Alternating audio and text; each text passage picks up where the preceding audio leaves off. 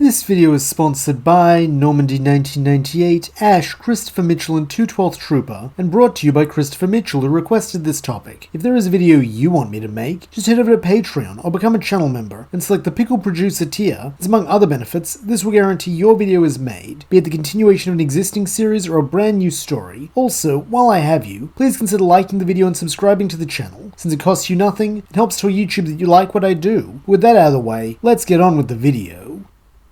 We pick up with the events of Palette Party Panic as Ash celebrates his top 8 showing at the Indigo League, with the episode going more or less like canon, except that with Charizard already being back in Ash's corner, it immediately assists in getting rid of Team Rocket, meaning the food isn't lost and they are sent blasting off much sooner. As a result, the partygoers are able to continue celebrating with full tummies while Oak pulls Ash aside to request his help in retrieving a mysterious silver and gold Pokeball from his colleague in the Orange Archipelago, Professor Ivy, since it can't be transported and Gary is otherwise occupied training. Eager to help and to see new places, Ash agrees, with Brock and Misty concurring, so they set out that very day. Bidding farewell to Delia and the Professor, the trio then begin heading through the forest surrounding Pallet Town, though unfortunately, here they are accosted by a savage Fearsome and its flock, who seem intent on hassling not only them but the local Pidgey who are unable to defend themselves. Thankfully, Ash's Pidgeotto is able to save the day, but due to having lost out on key battling experience, namely in the Viridian Gym and Pokemopolis, it does not evolve, instead remaining in its second stage as it elects to remain behind and protect its flock. From here, events continue on their canon course for a while, with the gang arriving in the islands courtesy of a Team Rocket operated blimp and meeting Professor Ivy, who gives them the GS ball and keeps Brock, since with Ash having gone further in the league and learned from his mistakes, the pewter gym leader feels that Ivy and her team need him more. From here it's only a short trip to Tangelo Island, where Ash befriends and captures a baby Lapras. Also Tracy is there. Then, with their new watery mount, they're able to cross the sea to Meakin Island and Ash's first Orange Islands gym. However, here is where things change, and not just because the gym is unlike any Ash has ever challenged due to not being a battle, but because when Ash learns the first challenge will be a water gun contest, he decides to put what he learned at the Indigo Plateau to use, and not simply fall back on Squirtle as his default water type. Instead, he chooses to send the Cantonian starter back to Oak's lab in favor of Krabby, since this way his lesser used catch can get some experience, and in turn, he can get some practice working with it. Taking up position in front of a line of cans, Krabby and gym leader Sissy's Seadra then begin facing off, each using water gun to knock down as many cans as they are able in the hope of earning their trainer's points. While this is easy enough, with Krabby acquitting itself well, the matter becomes more challenging when the last can falls and the target is changed to flying plates. Having experience with shooting moving targets, Seadra quickly begins to pull ahead, though this may be a blessing in disguise as at Ash's cry the little crab taps into the potential hidden within itself that has been waiting to come out, and so evolves into a majestic Kingler. Taking this as confirmation that his choice to rotate his party was a good one, Ash encourages Kingler to keep using water gun and close the gap between itself and Seadra, though to his delight the crustacean does far more than that, letting loose its now much more powerful water gun which manages to not only take out its plates, but Seadra's too, so when the final disc explodes, Ash's points are higher than Sissy's, meaning there is no need for a tiebreaker race with the boy being presented with his Coral Eye badge. Letting out an overjoyed cheer, Ash and Kingler then rush to embrace each other, while from the sidelines, Tracy congratulates Ash on his win, while Misty teases that he's just like he has an incredible water type on his team.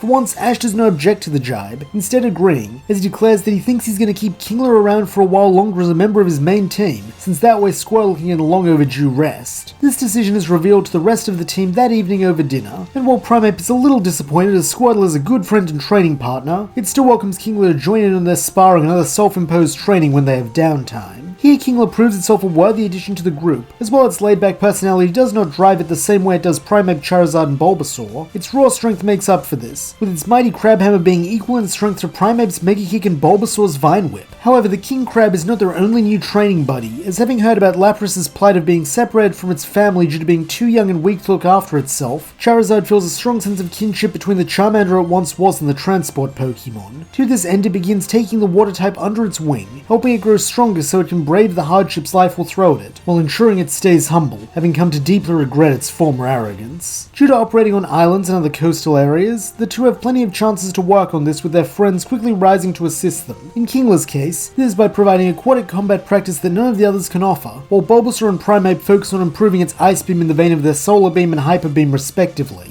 To a Pokemon watcher like Tracy, this pattern of behavior is utterly fascinating, with him spending many hours observing the Pokemon training amongst themselves while questioning Ash on it. Admittedly, the boy doesn't have much he can offer, since in his eyes it's just something Primeape has kinda always done alongside a few of the others, though wisely, Tracy suggests that maybe his friend should get involved with it a bit more, since that way he'll be able to understand his Pokemon a little better and maybe even increase their synchronicity in battle. Liking the sound of that, Ash takes the bandana-clad youth up on his idea, joining in on these training sessions much to his Pokemon's delight, as they are eager to show him how much they have grown and can continue to grow with his help. However, they're not the only ones to grow, as by doing this, Ash learns something he would otherwise not discover for a long time, that being how to actually train his Pokemon. While this is not a skill he will master overnight, it is one he can steadily keep working on every time his Pokemon spar or otherwise practice, by issuing commands, giving encouragement, and watching them. This improved coordination will prove particularly useful when the crew reach Naval Island, home to the second member of the Orange Crew, as between leaving Meekin Island and arriving here, Primeape and its friends have not had much influence on the overall events, though this is all about to change.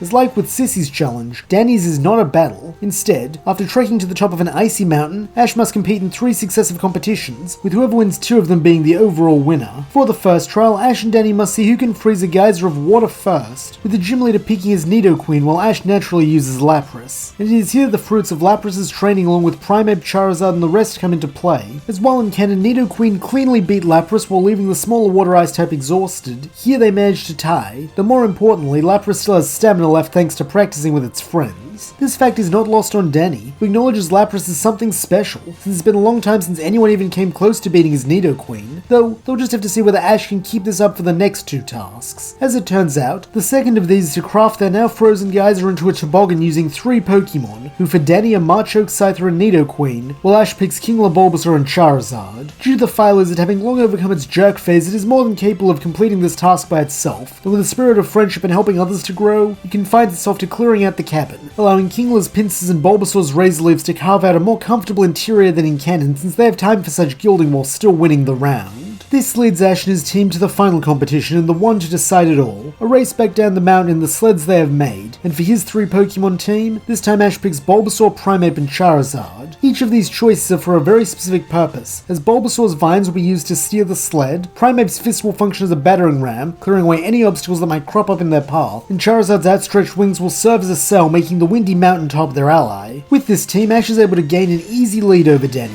though this is not the only benefit, as when Team Rocket attempt to interrupt the challenge, a combined Hyper Beam, Flamethrower and Razor Leaf is more than enough to send them blasting off before they can cause any real trouble. As a result, there is no need for the race to be cancelled and re-attempted the following morning, with the pair of trainers simply holding tight and seeing this run to the end. And what an end it is, as due to turning their attention away from the race to stop Team Rocket, Ash and his squad have lost their lead, meaning Danny now stands a good chance of winning. Though spotting a rocky outcropping, Ash's Bulbasaur steer them onto it and up it, with the stones serving as a ramp that sends them skyward. Now in the air, it is child's play for Charizard to lean forward, turning their sail into a glider as they soar over Danny's head and land right in front of him, just in time to cross the finish line and win the Sea Ruby badge.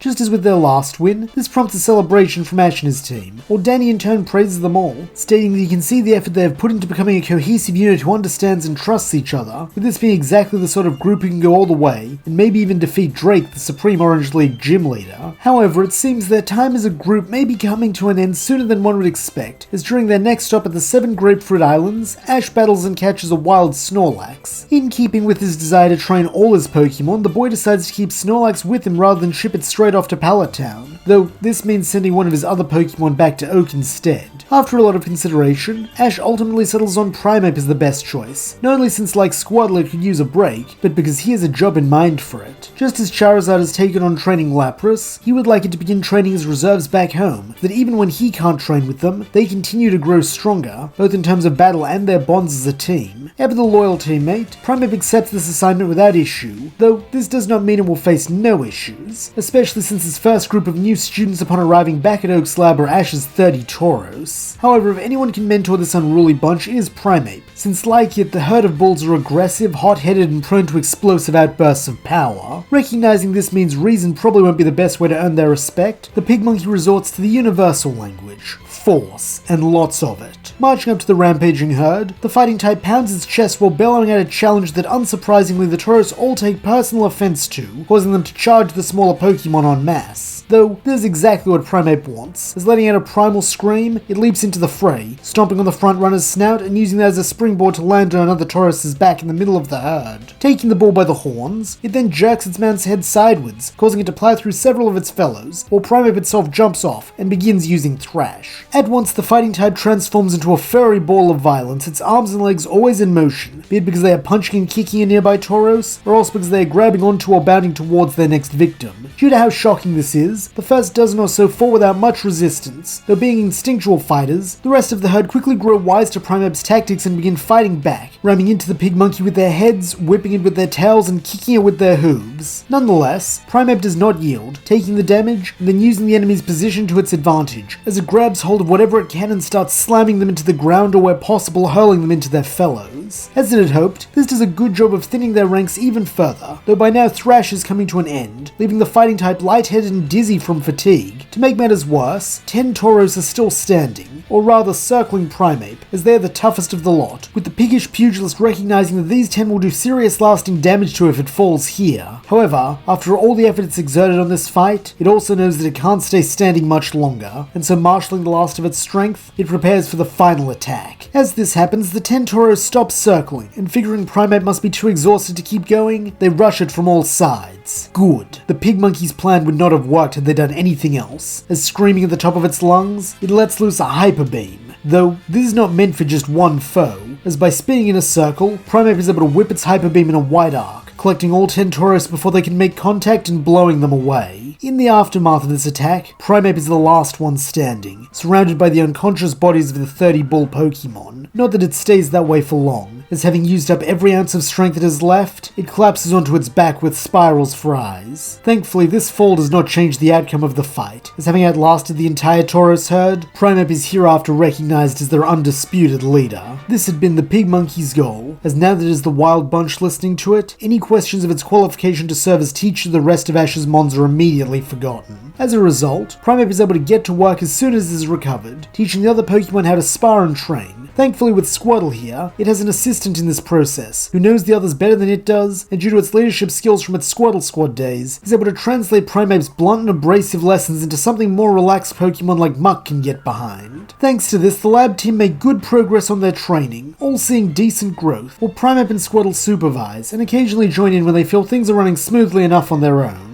This does unfortunately mean they're the ones to achieve the least in this time, though considering their task was to help others and they both possess a strong team-centric mentality, there's not a major problem to either of them. Finally, after several weeks of this, Professor Oak informs Primeape that Ash wants it back on active duty, a request the pig monkey jumps at, allowing Oak to return to its ball so the next thing it knows, it is being called forth onto an indoor battlefield. Across from it, a Marowak and Alakazam stand ready to battle, while to its right, Charizard is likewise assuming a fighting stance. At the sight of its rival, the fire lizard roars eagerly, while filling it in on what's missed. This is Ash's fourth and final Orange League gym match, which takes the form of a double battle with a twist, whereby if one Pokemon faints, their team loses. They'll have to watch each other's backs if they want to win this. Letting out an amused burble that Charizard is the one lecturing it on teamwork, Primeape steps forward, declaring its readiness to fight alongside its co-ace, while stating that it hopes this time it won't have to take a super effective move for it. Smirking, the flame Pokemon retorts that in turn, it hopes it won't have to carry the team to victory while Primeape's laid down on its back like last time either. With these friendly taunts, the battle begins, seeing Ash tell Primeape to target Marowak and Charizard to take Alakazam, a wise pairing considering the Psy Pokemon could do serious harm to the pig monkey if they were to clash. However, as Luana the gym leader is quick to point out, if Ash approaches this as two single battles concurrently, he's gonna struggle, since the essence of this kind of match is teamwork. To this end, she has Alakazam cast Reflect, which results in a pair of protective bubbles forming around itself and Marowak, cutting the damage of the fighting type's punch, while Marowak in turn sweeps its bone across the ground like a golf club, collecting several rocky chunks of the battlefield which soar diagonally into Charizard, making it bellow with pain as the quad-effective rock slide hits. Recognizing Luana's point, Ash tells his two mons to form up, with Charizard flying low, while Primeape leaps onto its back. Despite having never done this before, both Pokemon have enough trust and faith in the other that from the outside it looks as though this is a well-practiced combo move, earning the gym leader's praise. Nonetheless, she does not let this stop her from attacking, by having Marowak use Rock Slide again, while Alakazam teleports above them, and attempts attempts to knock Primeape off its perch with a joint spoon strike. However, here is where the teamwork of Ash's Pokemon shines, as when the Psychic type attempts its attack, Charizard raises a wing to counter the hit, while at the same time Primeape unleashes a flurry of punches and karate chops at any stone that gets near its friend, reducing them all to dust and preventing any damage. Seeing that this strategy isn't working, Luana tells Alakazam to teleport back to the ground, though this just gives Charizard and Primeape the breathing room they need to carry out Ash's next plan, as he tells his pig monkey to jump into Charizard's arms while having the fiery dragon start flying in a circle, seemingly enacting a seismic toss on its teammate. However, this is in fact a carefully coordinated tag move, as when the boys cry, Charizard hurls the fighting type right at Marowak for a fastball special enhanced mega kick that pancakes the Bonekeeper Pokemon against the wall. While there's not enough to knock it out, it certainly does daze it, leaving Alakazam in a position where it must handle two foes at once until its partner recovers. Fortunately for the gym leader, the Psychic type is more than up to the task when it's not caught off kilter, being her strongest and most seasoned companion, as with a flash of its eyes, it freezes Charizard in place psionically, before slamming it right into Primeape. As expected, this leaves both of Ash's Pokemon in a heap, and figuring range is the secret to beating them, Luana next calls for a Hyper Beam which Alakazam hastily charges up and fires directly at the prone pair. Recovering first, as it was not the one crushed by a giant lizard, Charizard staggers back to its feet, and seeing the blast coming, braces itself to tank the hit in Primeape's place as a means of repaying it for Viridian. That is assuming it can't beat it, as letting out a prideful roar, it fires a full force flamethrower into the Hyper Beam, causing them to clash in mid-air. In a testament to Charizard's strength, this burst of flame is enough to stop the final Orange crew member's beam in its track, though sadly, it is not enough to overpower it, creating a stalemate that will seemingly go on until one of their staminas give out. Meanwhile, both Primeape and Marowak are in the process of getting to their feet, and knowing that whichever of them strikes first will likely determine the outcome of the battle, the pig monkey wills itself to push ahead, standing tall and charging a Hyper Beam of its own between its hands. Then, with a scream of its name, it fires the blast directly into Charizard's flamethrower, combining the two attacks into a spiral of fire and orange energy that carries the united power of two long-time rivals. Against such an attack, a lone Hyper Beam cannot stand, and so it comes as little surprise when all three moves are driven back into Alakazam, who is blown into the back wall and rendered unconscious, ending the battle. For his efforts, Ash is given his Jade Star badge, while behind him Charizard and Primeape fist bump, both pleased to have played their part in Ash getting his final badge. To the pig monkey's pleasant surprise, it is not returned to the lab after this, instead staying on Ash's team as he makes a few more stops on the way to Pumelo Island. While this doesn't really change the plot as Misty still catches her Poliwag and Tracy meets Dr. Quackenpoker, it does get to reunite with its other friends, particularly Lapras, who it is impressed to see has gone from a timid baby to a stout member of Ash's squad, having apparently even helped fight the Trevita Island gym leader Rudy. As its mentor, Charizard is immensely proud of the Water-Ice type, and how far it's come, both as a battler and in its personal growth, with Primeape being eager to spar with it and test its abilities personally. Unfortunately, there won't be time for such a match, as before anyone knows it, they arrive on Pumelo Island, which is home to Drake and the site of Ash's final match. After scanning his badges, Ash is cleared to battle first thing tomorrow morning for a full 6-on-6. Understandably, this does shake the boy slightly, as he remembers his last full battle in which his own arrogance and short-sightedness cost him a shot at being the next Indigo League champion, though reassuringly, Misty tells him that he's come a long way since then, and she knows he'll do great tomorrow if he just keeps his head in battles smart like he's been doing lately. Adding his own support, Tracy suggests that his friend use the rest of the day to think carefully about what team he wants to use. Though smiling, Ash replies that he's already been thinking about that, as he explains that his chosen 6 will be Pikachu, Primeape, Charizard, Lapras, Snorlax, and Muk. While the first 3 choices make a lot of sense, and even Snorlax and Lapras have a certain logic considering the time Ash has put into training them, Misty and Tracy do question why he'd pick Muk for such a pivotal match considering he's never actually used it in a battle before. However, still grinning, Ash replies that this is a big part of why he's doing it. He feels he owes it to Muk to allow it a chance to prove itself since it hasn't had that yet. Not to mention Primeape's been training all his buddies back home, so we can only imagine how strong it's gotten as it was already a powerhouse when they fought it back in Gringy City. With this settled, all there is left to do is hold one last training session then get a good night's sleep, so the next morning when Ash is called into Pumelo Stadium, he and his Pokemon are raring to go. Stepping into the arena, they are greeted by Drake, who is an amiable if perhaps slightly aloof man, who states that he hopes the boy will give him a good challenge since most don't. Confidently, Ash replies that he'll give Drake more than a challenge, he's gonna hand him a loss, causing the Supreme Orange Crew gym leader to smile that he likes that spirit, though they'll have to see if he can walk that talk.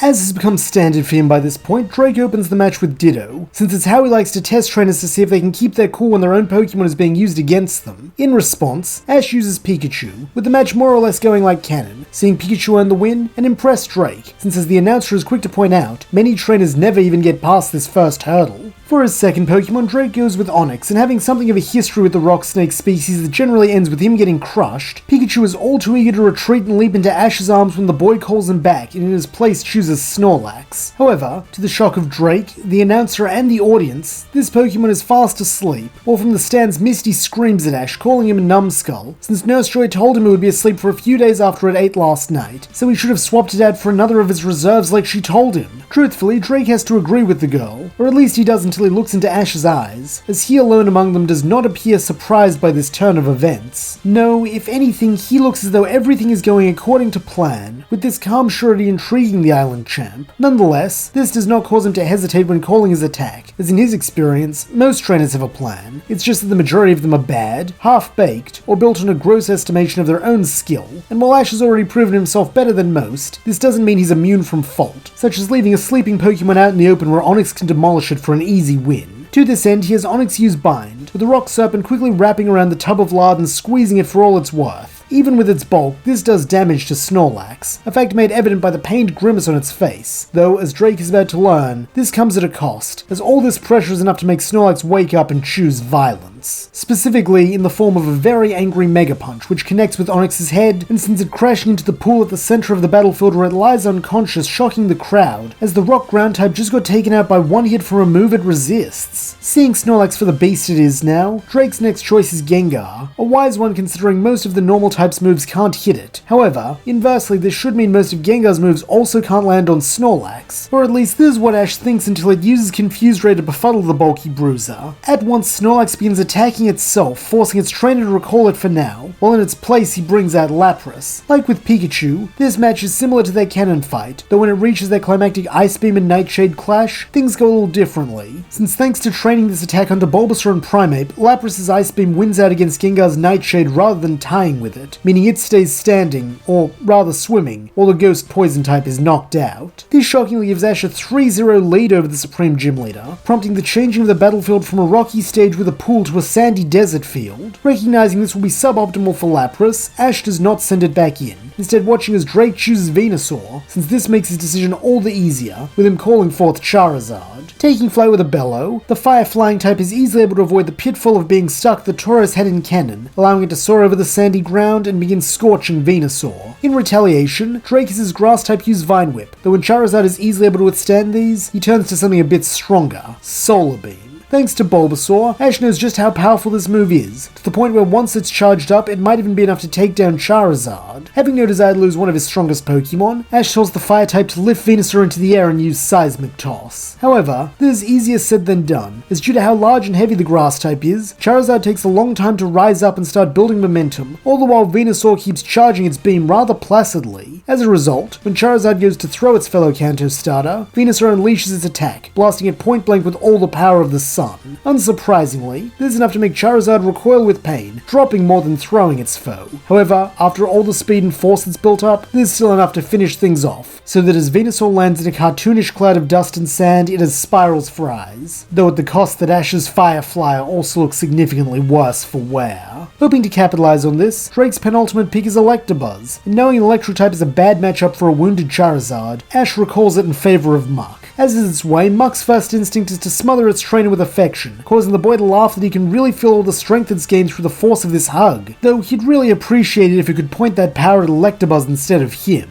Warbling happily at the thought of helping Ash out, Muck then makes his way into the field, its sludgy arms outstretched towards the rival Electric type. Unfortunately, it seems Electabuzz is in no mood for a hug, as babbling aggressively, it begins launching off a torrent of thunderbolts, all of which Muck's body seems to absorb, taking minimal damage while it makes its way closer and closer. Finally, when the sludge Pokemon is within close quarters, Electabuzz switches to Thunder Punches, driving 2 blows into its mushy head and body, only to be met by similar lacking results so that before it knows it, Muck is upon it, enveloping the Electric Pokemon in its embrace. Desperately, Electabuzz tries to break free, as its waist and then shoulders are consumed, though to no avail, so that soon, even its head is lost in the mound of living goo that is Muck. Seeing this as an open and shut win, Ash cheers for the poison type, telling it all they have left is Drake's final Pokemon, though unfortunately Muck doesn't seem to hear, instead appearing to be dealing with a bad case of indigestion. However, as everyone will soon learn, it is not indigestion but rather Electabuzz breaking free, as by raining down dozens of thunder punches from inside Muck, it has managed to aerate the slime enough that it has the breathing room to unleash a full force Thunderbolt. Such an attack takes a massive toll on the electric Pokemon's internal battery, though it is more than worth it, as for that price it is not only able to blast Muck off it, but also into the back wall, where it slowly leaks down the side, clearly unconscious. Thanking Muck for its effort, Ash returns the poison type while in its place bringing out Primeape. Having waited patiently throughout everyone else's battles, Primeape is pumped to fight, and when it spots its foe readying a punch coated in electricity, its excitement only grows. On Ash's command, it meets this with a Mega Kick, a perfect choice as far as it is concerned, so that as the pair of Pokemon rush at each other, their limbs cross over one another, with Electabuzz burying its fist in Primeape's face, while it does the same with its foot. For a moment, Primeape worries that the force of the blow will cause it to slip on the sand and land on its back, a very bad outcome as this would leave it vulnerable to all manner of attacks from above. However, it seems this is not something it will have to concern itself with for much longer, as a second later, Electabuzz keels over, clearly spent, allowing it to lower its leg and stand over its vanquished foe.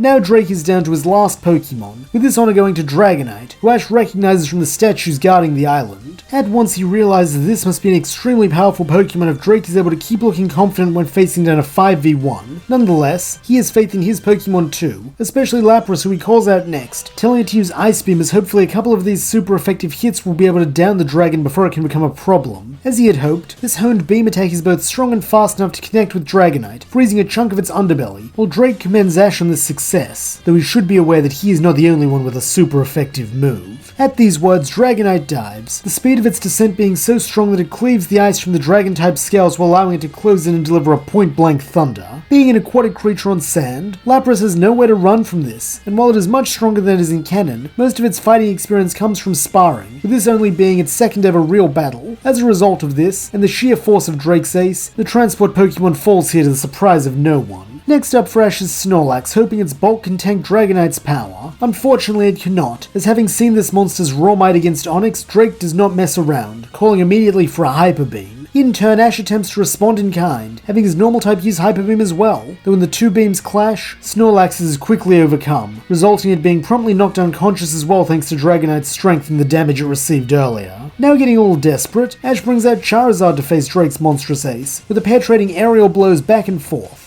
To start things off, Dragonite uses Water Gun to counter Charizard's flamethrowers, which more often than not succeed in dousing not only the flames, but the flame Pokemon for super effective damage, and lots of it. In fact, it is something of a minor miracle that Charizard can survive one of these, let alone multiple after that Solar Beam. Though hanging tough, it switches to Dragon Rages on Ash's command, since these should at least be able to pay Dragonite back with a little super effective damage of their own. While this is a good idea, there is one problem. Dragonite also knows this move, and being an actual dragon type, its rages are stronger, so that when they meet in the middle, Charizard's orbs are blown apart or consumed. Unfortunately, this also marks the end of the Firestar's tenure in the battle, as a 1-2 punch of these to its face are enough to drop Charizard out of the sky, and as it goes scraping across the sand on its belly, its eyes become spirals. Smiling that no one can say it didn't give it its all, Ash then recalls it while bringing Primeape back as his penultimate Pokemon. Still being mostly fresh, Primeape feels confident that it can handle Dragonite, that is if it can reach it, as all the guts in the world do not give one the power of flight. Fortunately, Drake sees to this, as feeling sporting towards the boy who's actually given him a challenge, he has Dragonite repeatedly swoop so they can trade blows, body slams and skull bashes from Dragonite, and mega kicks and thrashes from Primeape. However, to the pig monkey's dismay, these lack any real power, as the shifting sands once again prove to be its greatest hindrance, since they prevent it from properly grounding itself. Were this not bad enough, this lack of stability also means that more than once it is bowled over by Dragonite's attacks, forcing it to leap back up and barely recover in time as to not be swooped while prone. This poses a real problem, as with conditions the way they are, Primeape cannot fathom how it is meant to beat Dragonite, though as it is quick to remind itself, it doesn't have to.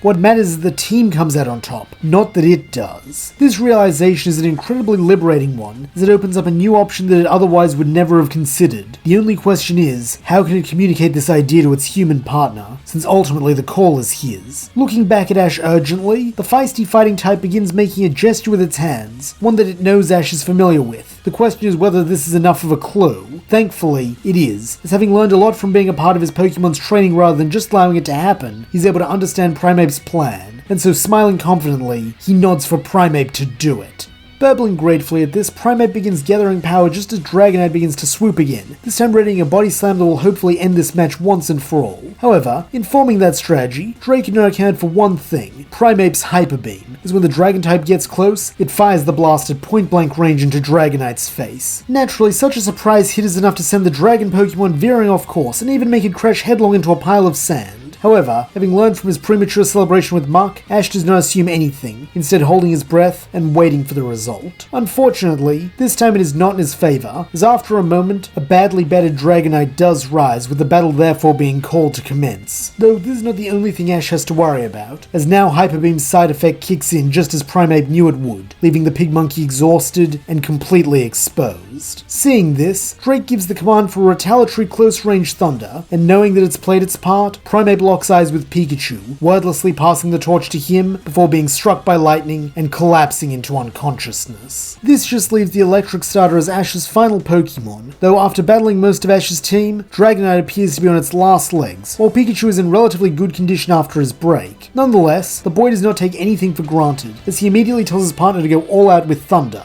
Likewise, Drake instructs his ace to do the same, since with its stamina coming to an end, their best course of action is an all-or-nothing gambit to take Pikachu out in a single blow. At once, bright yellow light fills the interior of Pomelo Stadium as the two final Pokemon charge up their electrical attacks, then in unison release them, seeing them meet in the middle with a cacophony of fizzes, crackles, and sparks. Such force is enough to push both Pokemon back a little, though this is less of an issue for Dragonite, whose wings allow it to hover mostly in place, while Pikachu must slide around on the sand. However, even this disadvantage is not enough to make Ash or his starter quit, as in a resolute tone, he commands him to make one last push holding absolutely nothing back. At these words, a massive aura of electricity begins forming around Pikachu, as he draws out every reserve he has, with the knowledge that when this move ends, he's going down. The question is just if he can take Dragonite out first. In that moment, something seems to shift in the electrical aura, and while it may just be a trick of the light, for those watching keenly, they may see the faintest silhouette of Pikachu's 5 teammates, each of whom gave their strength so that he could be standing here now.